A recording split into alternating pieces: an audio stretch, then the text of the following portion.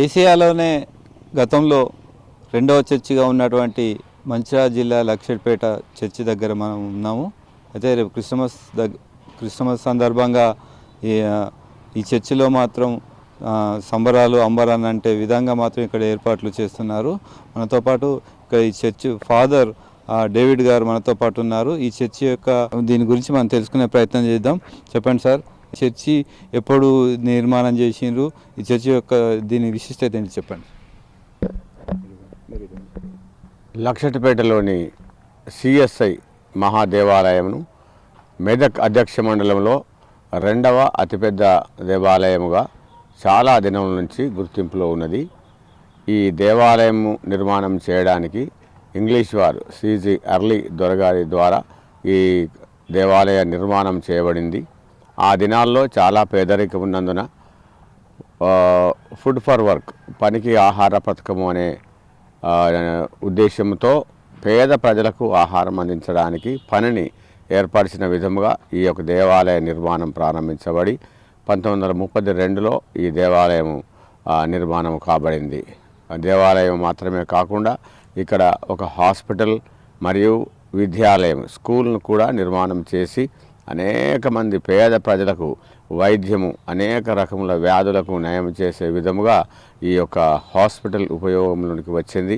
అనంతరం ఇక్కడ స్కూల్ను కూడా నిర్మాణం చేసి పేద బిడ్డలకు విద్యను అభ్యసింపజేయడం ద్వారా ఈ లక్షటిపేటలో చదివినటువంటి వేలాది మంది విద్యార్థులు నేడు అనేకమైన ఉన్నత పదవుల్లో ఉండి వారి పిల్లలకు ఈ దినాల్లో మంచి విద్యను, మంచి సౌకర్యములను ఏర్పరిచే స్థితిలోనికి ఎదిగినట్లుగా మనకు చరిత్ర తెలియజేస్తున్నది.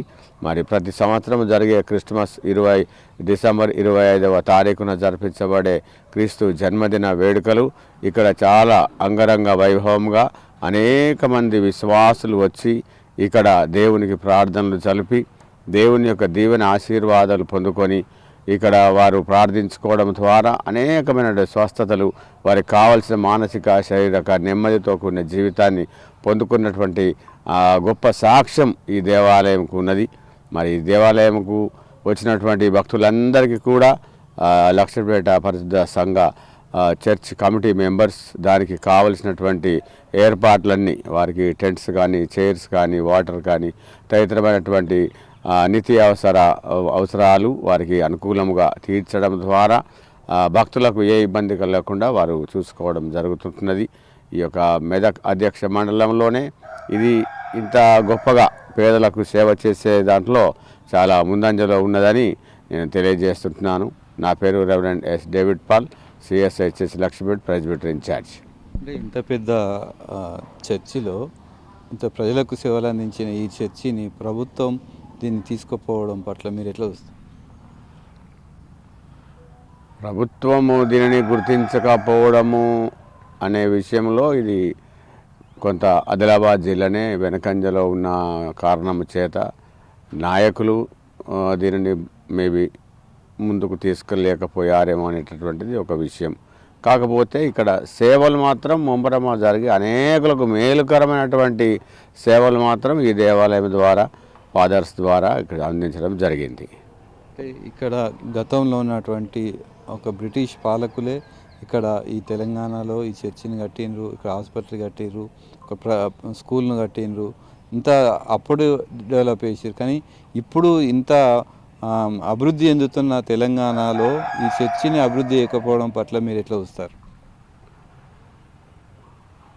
ప్రభుత్వం ప్రస్తుత దినాల్లో చాలా రకాలుగా రేవంత్ రెడ్డి నాయకత్వంలో మంచి గుర్తింపులోనికి రావడం, ఈ మిషనరీ స్కూళ్ళ ద్వారానే విద్య, మిషనరీ వాళ్ళ యొక్క వైద్య సహాయం ద్వారానే అనేకులకు వైద్యము, మంచి ఆరోగ్యం అందించే విధముగా వారు గుర్తింపులో వారి ఆలోచనలో ఉన్నట్లుగా వింటున్నాం.